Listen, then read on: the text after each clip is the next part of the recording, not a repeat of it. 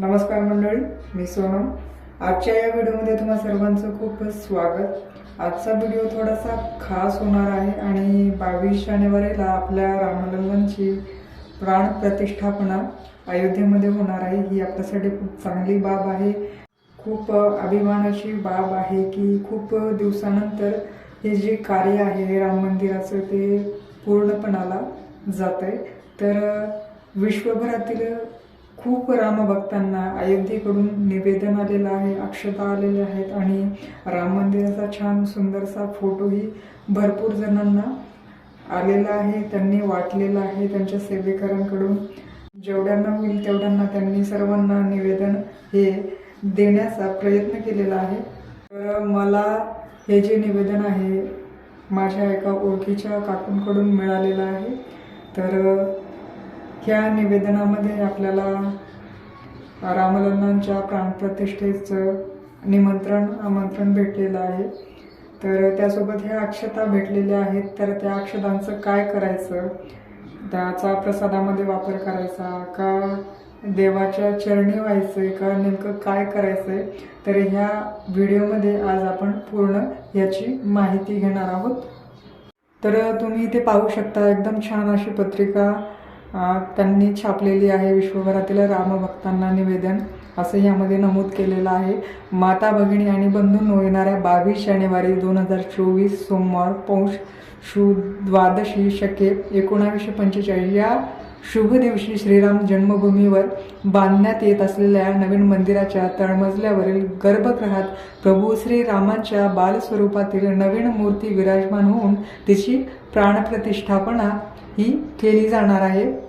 या निमित्ताने अयोध्येत अभूतपूर्व आनंदाचे वातावरण असेल. तुम्ही ही प्राणप्रतिष्ठेच्या दिवशी घोषित वेळेपूर्वी तुमच्या गावातील, परिसरातील, कॉलनीतील, मंदिरात शेजारच्या रामभक्तांना एकत्र करून भजन कीर्तन करावे आणि दूरदर्शन किंवा पडदा LED स्क्रीन लावून अयोध्येतील प्राणप्रतिष्ठेचा समारंभ समाजाला दाखवावा.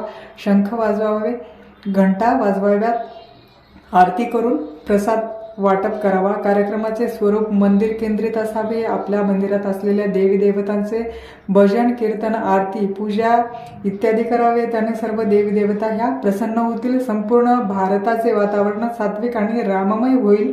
प्राण प्रतिष्ठेचा समारंभ दूरदर्शनद्वारे थेट प्रक्षेपित केला जाईल आणि अनेक चॅनल्सद्वारे सुद्धा प्रसारित केला जाईल. नंतर यामध्ये प्राणप्रतिष्ठेच्या दिवशी सूर्यास्तानंतर संध्याकाळी देवांना प्रसन्न करण्यासाठी आपल्या घरासमोर दिव्यांच्या माळा लावून सजावट करावी. जगभरातील कोट्यावधी घरांमध्ये दीपोत्सव साजरा हो. आपणास विनंती आहे की प्राणप्रतिष्ठेनंतर प्रभू श्री रामलल्लांच्या दर्शनासाठी आपल्या सोयीच्या वेळी आपल्या सहकुटुंब क्षेत्र अयोध्येला यावे. आणि अयोध्येला जर येणे जमले नाही तर काय करावे हे या व्हिडिओमध्ये आज मी सांगणार आहे. आणि छानपैकी या पत्रिकेमध्ये संदेश पण दिलेला आहे की रामलल्ला हम आएंगे, पॉलिथिन नहीं लाएंगे, स्वच्छ अयोध्या धाम बनाएंगे. त्यानंतर पत्रिकेच्या मागच्या बाजूस श्री राम जन्मभूमी मंदिराचे विवरण सुद्धा दिलेले आहे. तर यामध्ये मंदिर पारंपरिक नागरशैलीत बांधलेले आहे. मंदिराची लांबी पूर्व पश्चिम आहे. त्यानंतर रुंदी, उंची सर्व काही इथं दिलेलं आहे. 3 मजली मंदिर आहे आणि प्रत्येक मजल्याची उंची, एकूण खांब किती आहेत, दरवाजे किती आहेत, तर 392 खांब आणि 44 दरवाजे आहेत या मंदिराला. त्यानंतर तळमजला गर्भगृह, भगवान श्रीरामाच्या श्री रामलल्लाची बालस्वरूपातील मूर्ती इथे आहे, स्थापन करण्यात येत आहे. त्यानंतर पहिल्या मजल्यावरील गर्भगृह श्री रामदरबार असणार आहे. त्यानंतर एकूण 5 मंडप, त्यात नृत्य मंडप, रंगमंडप, गूढ मंडप, प्रार्थना मंडप आणि कीर्तन मंडप राहणार आहे. खांब आणि भिंतीवर देवदेवता आणि नृत्यांगणाच्या मूर्ती सुद्धा असणार आहेत. त्यानंतर 32 पायऱ्या आहेत, त्यांची उंची सुद्धा इथे दिलेली आहे. त्या चढून पूर्वेकडून सिंहद्वारा मार्गे प्रवेश होणार आहे. अपंग आणि वृद्धांसाठी रॅम्प आणि लिफ्टची व्यवस्थाही इथे केलेली आहे. चौफेर आयताकार भिंत, प्राकार, लांबी, रुंदी इथे दिलेले आहे. प्राकाराच्या भिंतीच्या दक्षिणेला हनुमान आणि उत्तरेकडील बाजूला अन्नपूर्णा मातेचे मंदिरही इथे दिलेले आहे. मंदिराच्या दक्षिणेकडील पौराणिक सीताकूप आहे. प्राकाराच्या बाहेर दक्षिणेकडे प्रस्तावित महर्षी वाल्मिकी, महर्षी वशिष्ठ, महर्षी विश्वामित्र, महर्षी अगस्त्य, निषादराज, माता शबरी आणि देवी अहिल्याचं स्थान तिथे ठेवल्या गेलेलं आहे. नैऋत्य भागात नवरत्न कुबेर टेकडीवर असलेल्या शिवमंदिराचे जीर्णोद्धार आणि रामभक्त जटायू राजाच्या पुतळ्याची स्थापना तिथे केलेली आहे. नंतर इथं सूचना दिलेली आहे महत्वाची की दिनांक 1 ते 15 जानेवारी 2024 हे अभियान अयोध्या येथे श्री रामलल्लाचे दर्शन घेण्यासाठी अक्षदा देऊन निमंत्रण देण्याचे अभियान आहे. या काळात मंदिरासाठी कोणतेही निधी संकलन होणार नाही. ज्यांना निधी मंदिराकरिता द्यायचा आहे त्यांनी ऑनलाईन निधी पाठवावा. कार्यकर्ते रोख किंवा चेकने स्वीकारणार नाहीत याची नोंद घ्यावी. इथे या पत्रिकेत अशा पद्धतीने संपूर्ण माहिती दिलेली आहे. आणि त्यानंतर असा छानपैकी सुंदर असा फोटोही मला इथे मिळालेला आहे मंदिराचा. तुम्ही पाहू शकता, एकदम छान फोटो आहे. अशा पद्धतीचं मंदिर इथे बांधण्यात आलेलं आहे, ज्याची आपण आत्ताच थोडक्यात माहिती सुद्धा बघितली आहे. त्यानंतर मला ह्या अक्षता भेटलेल्या आहेत. ह्या एन्व्हलपमध्ये मला ह्या अक्षता भेटलेल्या होत्या. तर आता या अक्षतांचं नेमकं काय करायचं, तर मी 3 मुद्द्यांमध्ये तुम्हाला सविस्तर सांगणार आहे की ह्या अक्षतांचं नेमकं काय करायचं आहे. नीट लक्ष देऊन ऐका.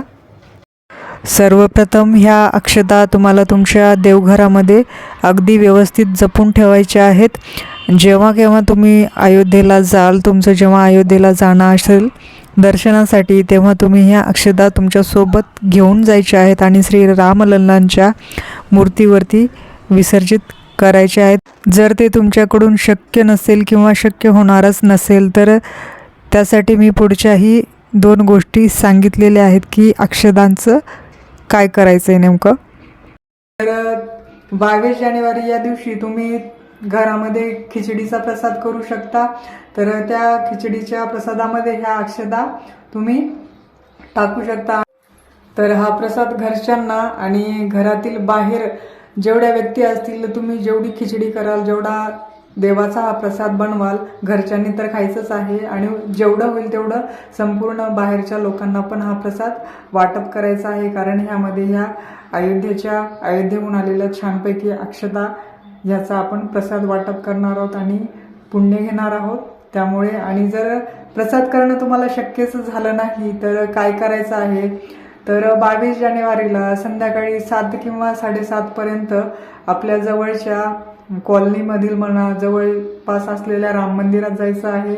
आणि राम मंदिर भेटलंच नाही तर दुसऱ्या कोणत्याही मंदिरात जाऊन तुम्ही रामाच्या मूर्तीवरती, रामलल्लांच्या मूर्तीवर किंवा जे मंदिर तुम्हाला भेटेल तिथे त्या मूर्तीवरती ह्या अक्षता तुम्हाला वाहून टाकायच्या आहेत आणि देवाला प्रार्थना करायची आहे. ह्या अक्षता वाहिल्यानंतर तुमच्या कुटुंबाची, तुमच्या कुळाची छानपैकी भरभराटच होणार आहे. आणि त्यानंतर 5 तुपाचे दिवे तुम्हाला मंदिरामध्ये त्या दिवशी लावायचे आहेत, पेटवायचे आहेत.